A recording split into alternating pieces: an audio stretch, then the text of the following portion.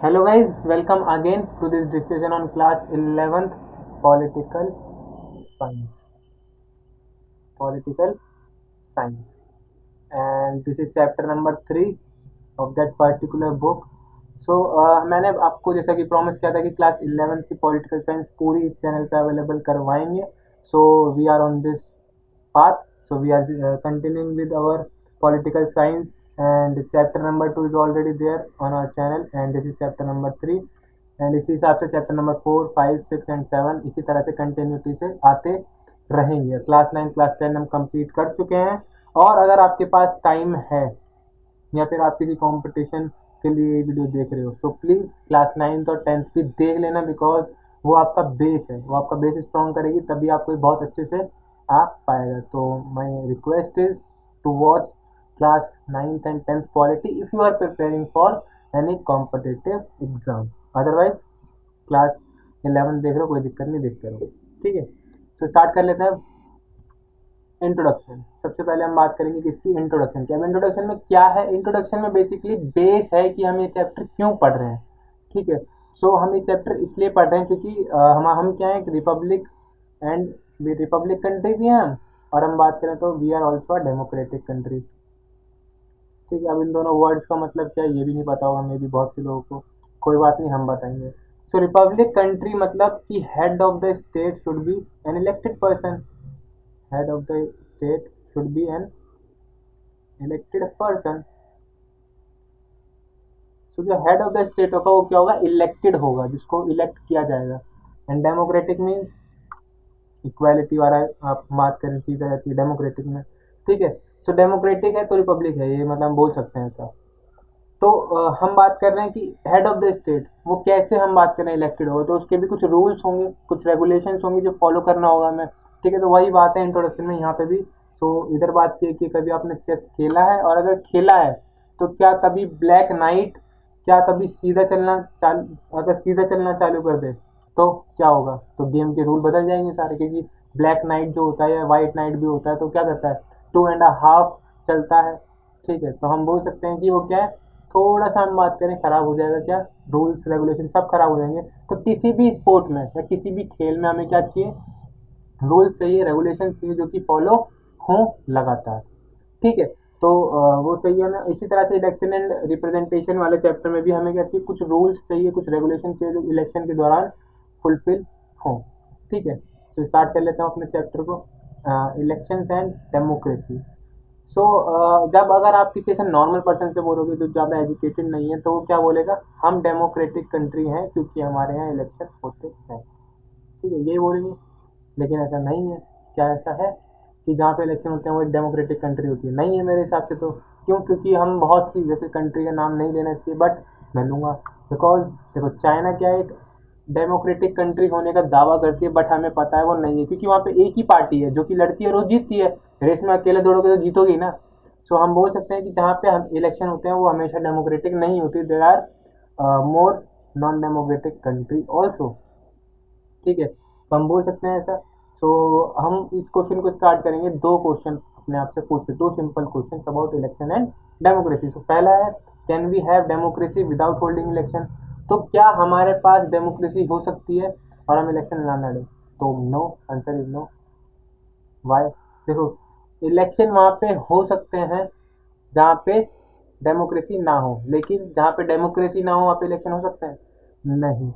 अब सेकंड हम बात करें, question is can we hold elections without having democracy. Yes, हम इलेक्शन होल्ड करवा सकते हैं without having democracy, just like China.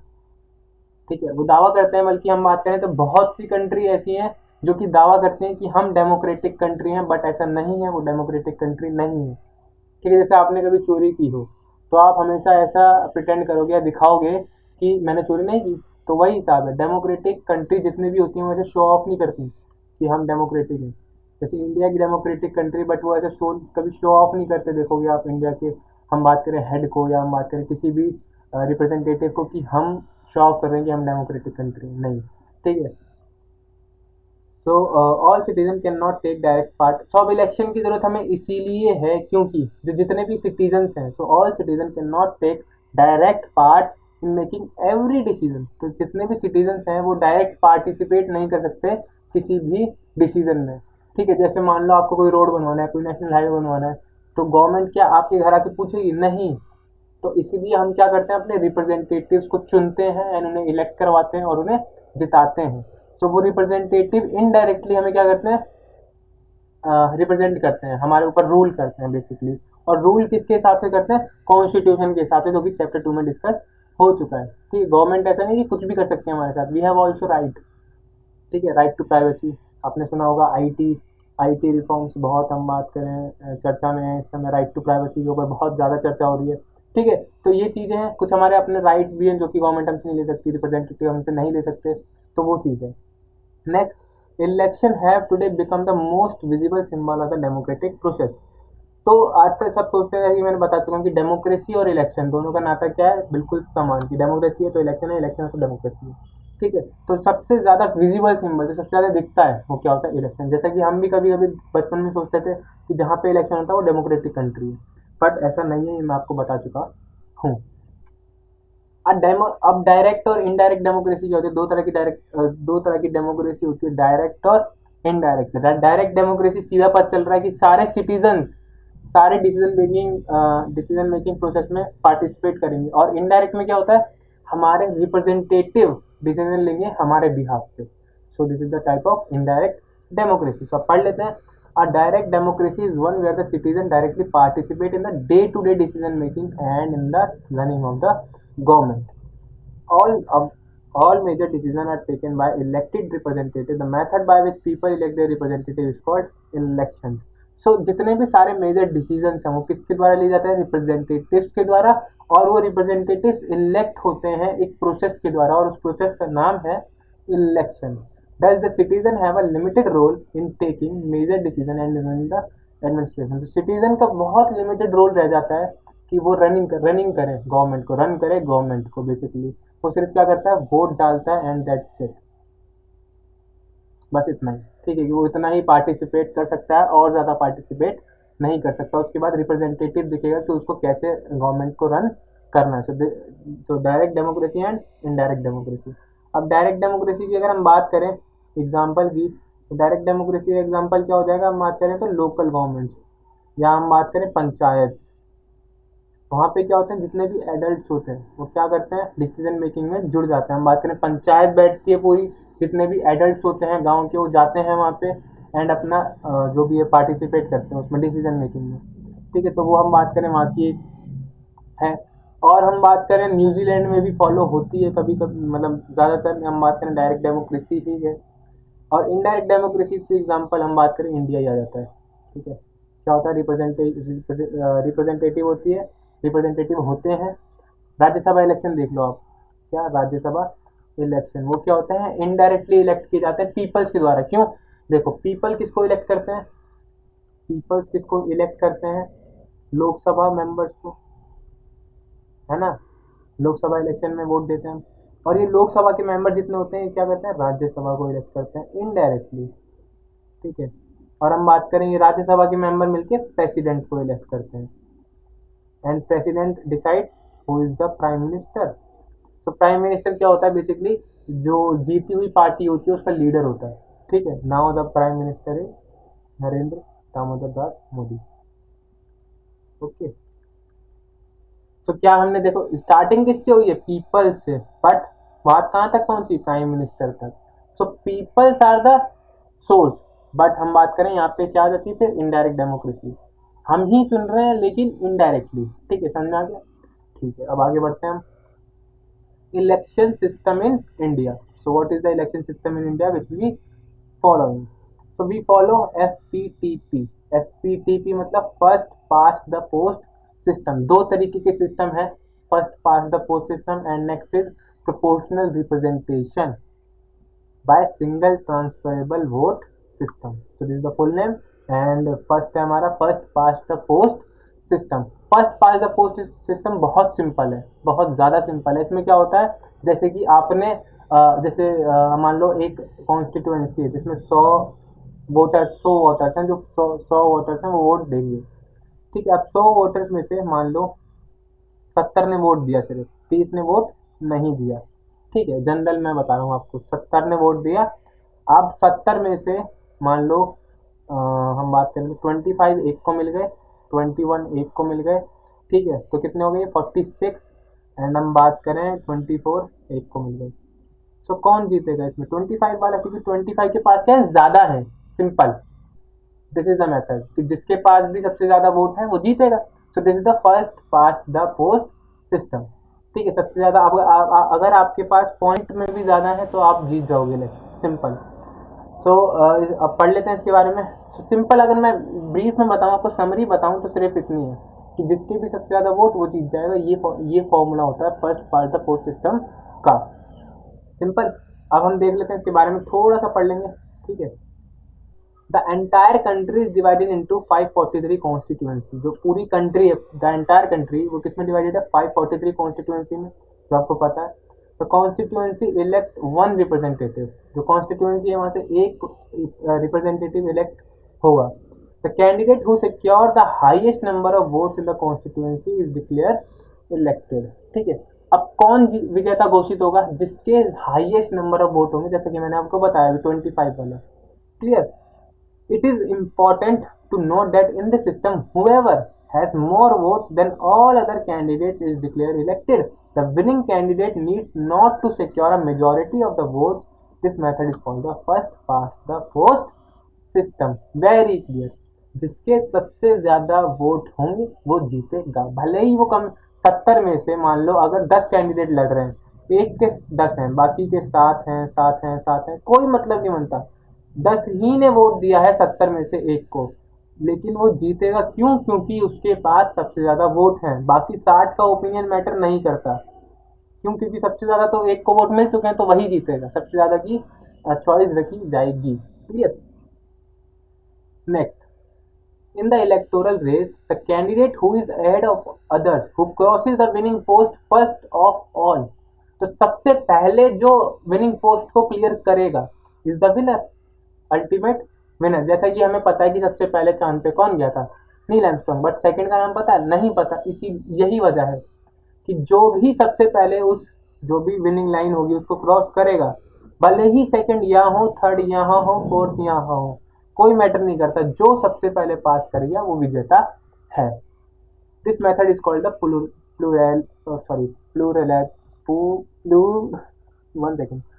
Plurality, ठीक है, system. This is the method of election prescribe by the constitution. ये मेथड है जो कि इलेक्शन ने प्रिस्क्राइब किया है कॉन्स्टिट्यूशन के अंदर, clear. Sorry guys for this word plural, plurality, ठीक है। सॉरी, कभी कभी किसी किसी वर्ड में हो जाता है, आपके साथ भी होता होगा कि भाई अटक गए, कोई बात नहीं, बाकी सब सही है अभी तक, ठीक है। तो हो जाता है कभी कभी, सॉरी फॉर दिस मिस्टेक, आपसे नहीं होगी, ठीक है। तो हमने ये सिस्टम अडॉप्ट क्यों किया? Why did India adopt the FPTP, first past the post system? The reason for the popularity and success of the first past the post system is it simplicity. आपने देखा कि कितना सिंपल सिस्टम है, उसमें कोई rocket science नहीं है। जो सबसे पहले जीता, आगे बढ़ा, वो जीता, simple. So the entire election system is extremely simple to understand even for common voters who may have no specialized knowledge about politics and election. So होता क्या है कि जो पूरा entire election system है वो सबको समझ में आता है, कॉमन पीपल को भी समझ में आएगा कि भाई देख, जिसके सबसे ज़्यादा वोट है वो जीत गया। आप किसी को भी, अपने भाई को भी समझा सकते हो, छोटे से छोटे भाई को, कि भाई देख, जिसके सबसे ज़्यादा नंबर वो क्लास में टॉप कर जाता है, भले ही सेकंड वाले के कितने भी हो, लेकिन उसी हिसाब से जितने भी वोट हों उसके कोई मैटर नहीं करता, वो जिसके भी ज़्यादा वो जीत जाएगा। The first past the post system offers voter a choice not simply between parties but specific candidates. तो FPTP में क्या होता है, वोटर के पास चॉइस होती है, पार्टीज के बीच में सिलेक्ट नहीं करना पड़ता, उसे क्या करना पड़ता है, वोटर्स के बीच में। आपने भी कभी वोट दिया हो, अगर आपकी एज हो तो आप देखते हो कि आप किसी कैंडिडेट को वोट दे सकते हो without considering his or her party. आपने देखा होगा कि आपकी कॉन्स्टिट्यूएंसी में जो पूरे स्टेट में मान लो किसी और की गवर्नमेंट है, लेकिन जैसे जिस एरिया में मैं रहता हूँ, मैं रहता हूँ बदरपुर में, ठीक है। तो बदरपुर में बीजेपी है, बट दिल्ली में कौन है, आम आदमी party. So without considering the party I vote for a single हम बात करें इंडिविजुअल, सो भले ही मैंने आपको वोट दिया था लेकिन वो कैंडिडेट हमारे यहाँ से हार गया, कोई दिक्कत नहीं, लेकिन मैं वही बता रहा हूँ कि आप सिंगल कैंडिडेट को वोट दे सकते हो without considering his or her party. The voters know who their own representative is and can hold him or her accountable. तो जिसको भी आप वोट दोगे आप उससे क्वेश्चन कर सकते हो भाई कि आपने ऐसा क्यों किया, मतलब जो भी है वो अकाउंटेबल होगा, अकाउंटेबल मतलब आंसरेबल होगा। So the FPTP system generally gives the largest party or coalition some extra bonus seat more than their share of votes would allow. So क्या होता है इसमें कि जो भी पार्टी होती है उसको क्या मिल जाता है, अपने वोट शेयर से ज्यादा वोट मिल जाते हैं। कैसे अभी हम बताएंगे आपको। Does this system make it possible for parliamentary government to function smoothly and effectively by facilitating the formation of a stable government? Suppose first past the post system नहीं होता तो उसमें क्या होता है, बहुत ज़्यादा झमेला होता है बेसिकली। अब झमेला क्यों होता है, अभी आपको जब आप पढ़ोगे ना प्रोपोर्शनल रिप्रेजेंटेशन तब आपको समझ में आएगा झमेला क्या बोल रहा था मैं। क्योंकि वो जो दूसरा सिस्टम है बहुत ज़्यादा उसमें क्या है, थोड़े से एरर्स हैं, जो कि एरर्स क्या है, सिर्फ ये कि बहुत ज़्यादा डिफिकल्ट है, कॉमन इंसान के समझ में नहीं आएगा। ठीक है, इसीलिए उस सिस्टम को अडॉप्ट नहीं किया फॉर दिस लोकसभा इलेक्शन या हम बात करें जनरल इलेक्शन। ठीक है, वो हम करते हैं, उसे भी यूज़ करते हैं, लेकिन किस चीज़ में, जब राज्यसभा के इलेक्शन नॉमिनेट किए जाते हैं तब यूज़ करते हैं। ठीक है, हम कब यूज़ करते हैं उसे, हम उसे तब यूज़ करते हैं जब वाइस प्रेसिडेंट या प्रेसिडेंट को चुना जाता है। ठीक है, तो हम उसे तब यूज़ करते हैं। अब देखो प्रॉब्लम क्या है, जो अभी पीछे बात हुई, प्रॉब्लम ये है first pass the post system की, कि जो पार्टी होती है, देखो वोट्स कितने हैं इसके, 48% मिले हैं किसको, कांग्रेस को, बट सीट किसकी कितनी है, 415। सो 543 में से 415 सीट्स किसकी हैं, कांग्रेस की, बट आधे से भी कम शेयर है इसका वोट का। समझ गए क्या प्रॉब्लम है, आपको वोट 50% से भी कम मिले हैं लेकिन आपको सीट क्या मिली है, 70-75% के बराबर। ठीक है, मे भी ज़्यादा भी हो सकती है। ठीक है, तो ये प्रॉब्लम है किसकी, first pass the post system के साथ।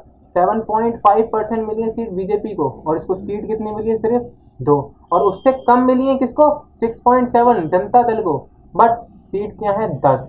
अब आप सोचो 4.1% मिली है किसको, तेलुगु देशम को, बट सीट क्या है इसकी 30। सो दिस इज द प्रॉब्लम कि आपको वोट ज्यादा मिल रहे हैं लेकिन सीट कम मिल रही है।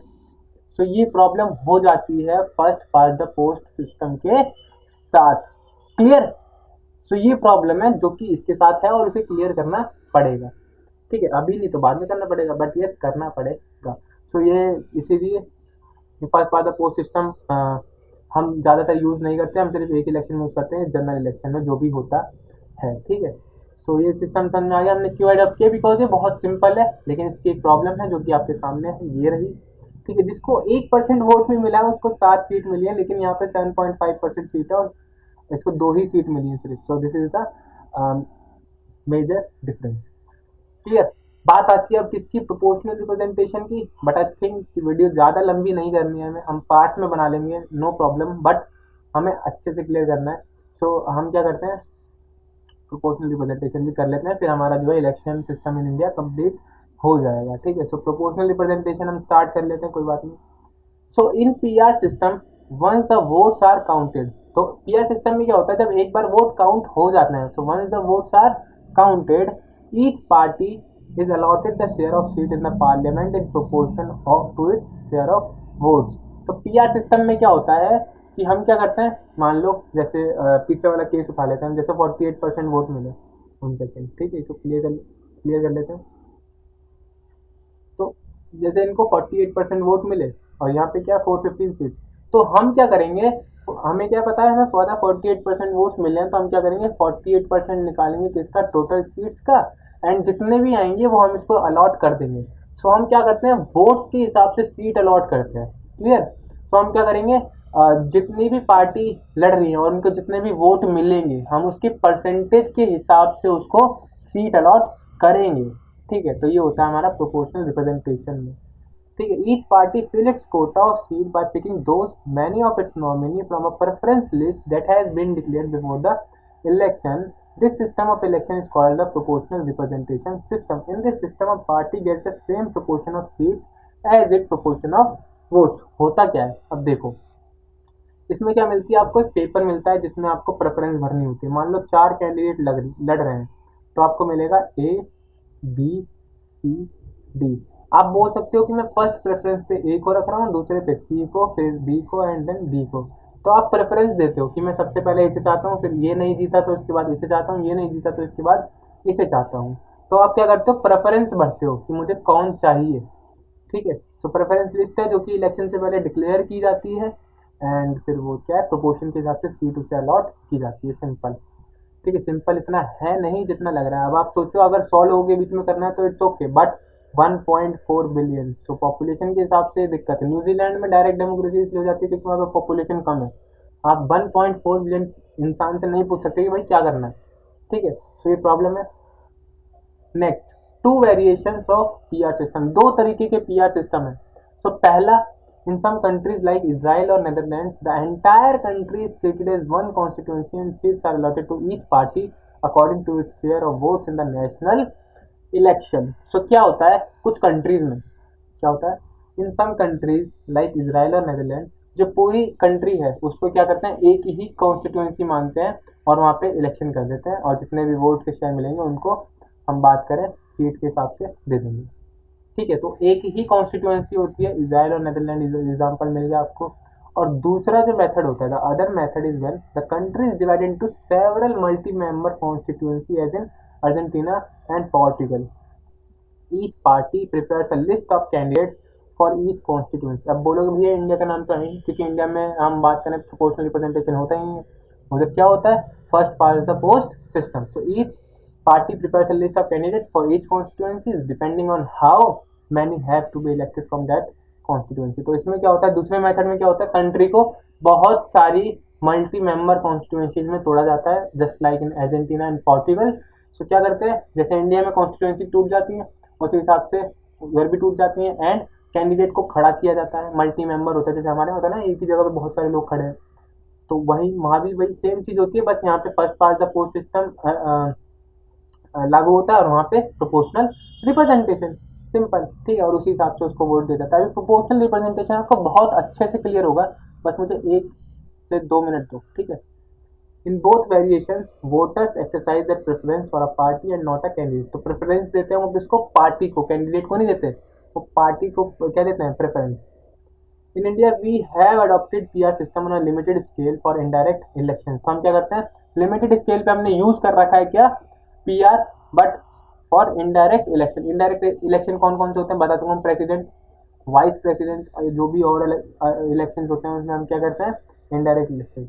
The constitution prescribes a third and complex variation of the PR system for the election of president, vice president and for the election to the Rajya Sabha and Vidhan Parishad. तो एक थर्ड और एक कॉम्प्लेक्स वेरिएशन है जो कॉन्स्टिट्यूशन ने हमें प्रोवाइड किया है कि आप इस बेसिस पे राज्यसभा के, वाइस प्रेसिडेंट, प्रेसिडेंट, विधानसभा के, विधान परिषद के इलेक्शन करवाओगे। तो बहुत ही एक कॉम्प्लेक्स सा सिस्टम है जो कि हम समझाएंगे आपको, समझ में आएगा।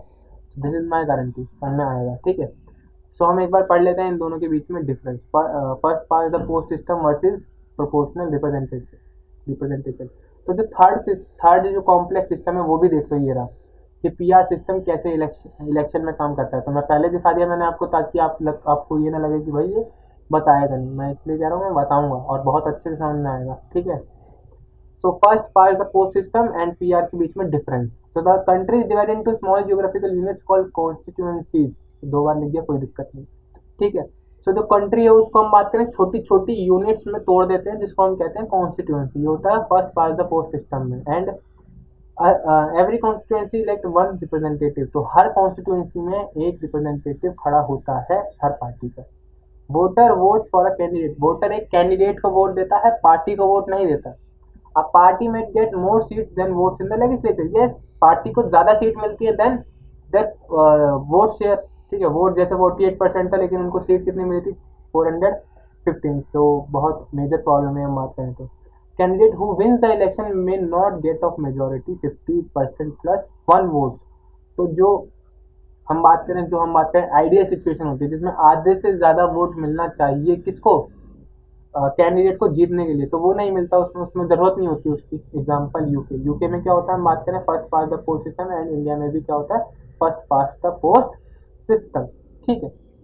PR, large geographical areas as demarcated as constituencies. Large geographical areas, just like in Israel and Netherlands. The entire country may be a single constituency. पूरी जो country है वो एक single constituency होती है. More than one representatives may be elected from one constituency. So more than one.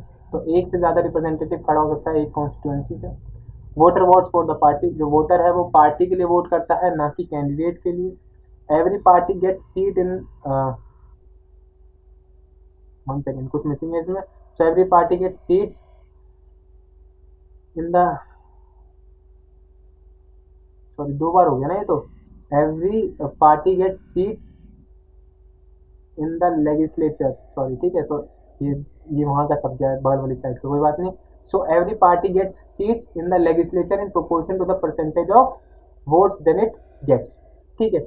सो जितनी भी उन्हें प्रोपोर्शन, मतलब जितने भी उन्हें वोट मिलेगा, मान लो 50% वोट मिलेगा तो उन्हें 50% की सीट्स अलॉट होंगी, उससे ज़्यादा नहीं होंगी.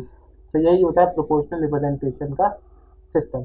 Candidate who wins the election get majority vote. जो भी कैंडिडेट जीते हो उसको मेजॉरिटी ऑफ वोट मिलेगा. मीन्स 50% + 1 वाला फॉर्मूला यहाँ पे अप्लाई होता है. ठीक है. आधे से ज़्यादा वोट उसे मिलेगा. Example Israel and Netherland also. Clear. तो ये हो गया हमारा, हमने डिफरेंस पढ़ लिया दोनों में. एंड हम बात करते हैं अब इंडिया में किस तरीके से यूज होता है. क्या PR, proportional representation by the single transferable vote system, जो कि सबसे पहले वर्ड मैंने यूज किया था. सो एक थर्ड वेरिएंट PR का जो कि कॉन्स्टिट्यूशन में मेंशन्ड है, is followed for the Rajya Sabha election. Every state has a specific Kota for seats in the Rajya Sabha.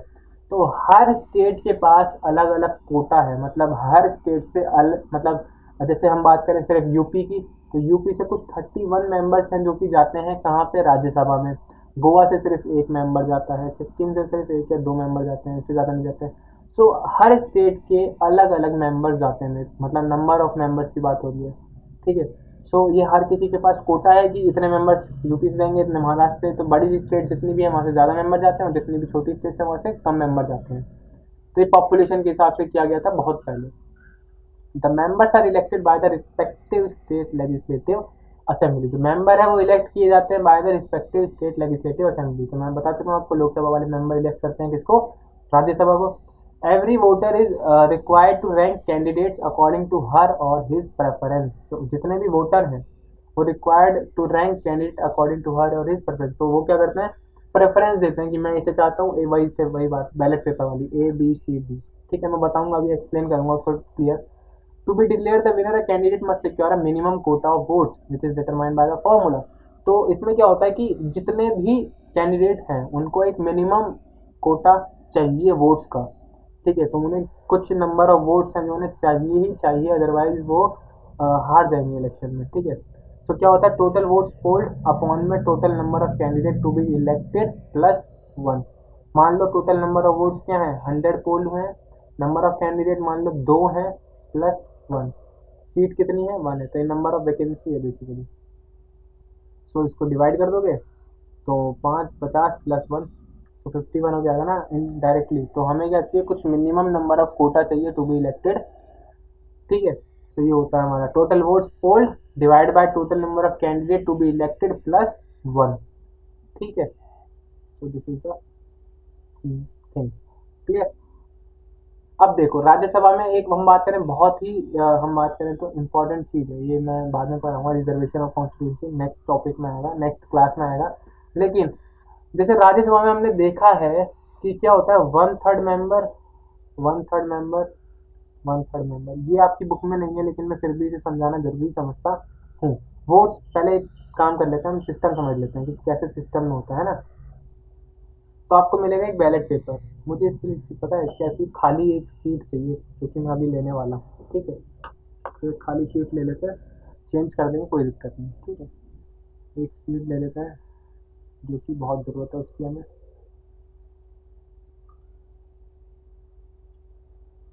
खाली सीट नहीं है, बहुत अच्छा समझ आएगा.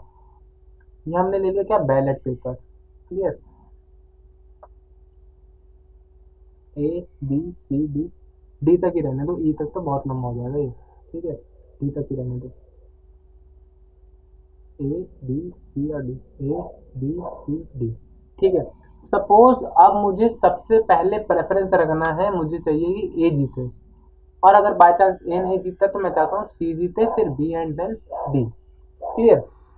सो अब मान लो ए को वोट मिलते हैं, कुछ ए को वोट मिलते हैं मान लो 50, ठीक है, बी को वोट मिलते हैं 60, सी को वोट मिलते हैं 40 एंड डी को वोट मिलते हैं 30। क्लियर? अब डी को 30 वोट मिल गए तो डी क्या हो जाएगा, एलिमिनेट हो जाएगा।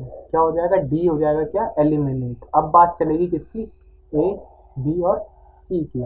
अब ये जो डी एलिमिनेट हुआ है इसके 30 वोट जो है, मान लो कि जितनों ने वोट दिया था किसको, डी को, मान लो ये एक डी जिसने डी को वोट दिया था उसकी एक मैं बना देता हूँ sheet, A B C D. अब जिसने भी डी को वोट दिया होगा उसकी प्रेफरेंस 1 होगी डी, बाकी मान लो इधर 2 इधर 3 इधर 4। अब उसकी सेकंड प्रेफरेंस क्या है, ए, क्या है ए, तो ये वोट क्या हो जाएगा, ए को शिफ्ट हो जाएगा। समझ गए? क्योंकि डी तो जीत नहीं रहा, अब उसकी सेकंड प्रेफरेंस थी ए, तो अब ए जीतेगा। क्यों? क्योंकि इसकी जो प्रेफरेंस है वो चेंज हो गई है ना, तो क्योंकि डी तो हार गया तो अब ये इसका वोट जो है वो ए को चले जाएगा।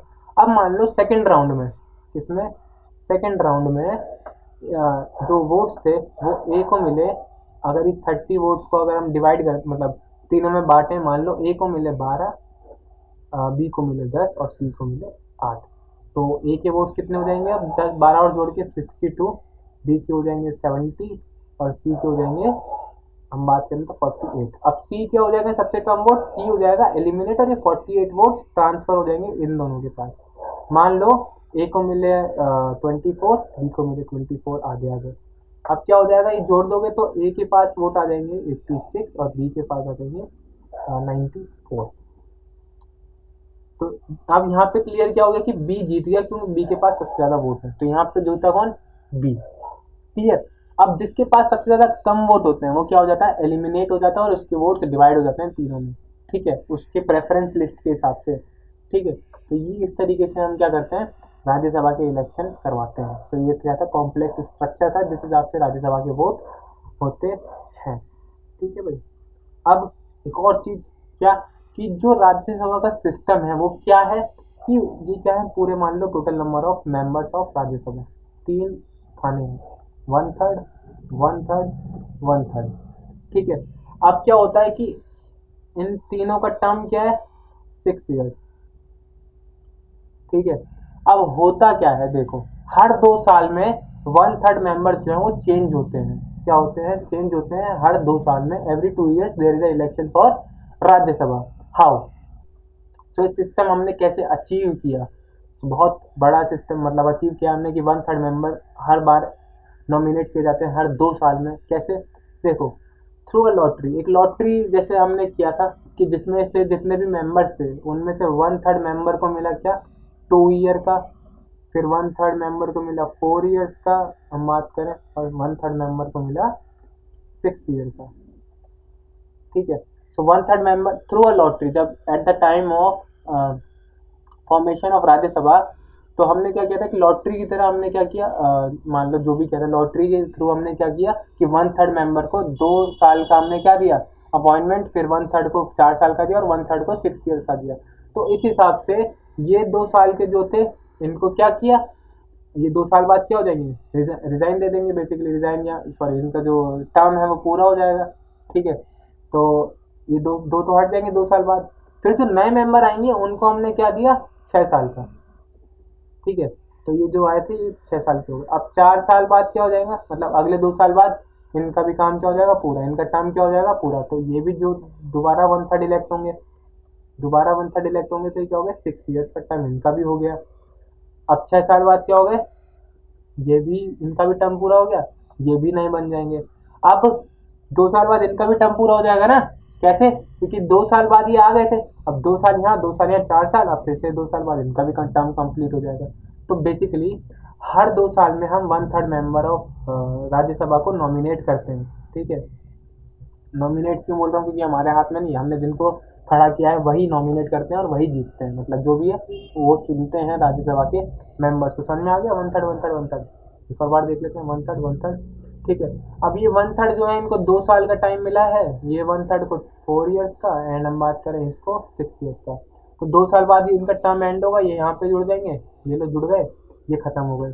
अब फिर ये जुड़ जाएंगे 2 साल बाद, ये लोग, फिर ये जुड़ जाएंगे। ठीक है, जब तक इनका पूरा हो जाएगा ये हट जाएंगे, फिर ये हट जाएंगे, फिर ये हट जाएंगे। तो इस हिसाब से साइकिल जो है ये चलती रहेगी और ये रुकेगी नहीं।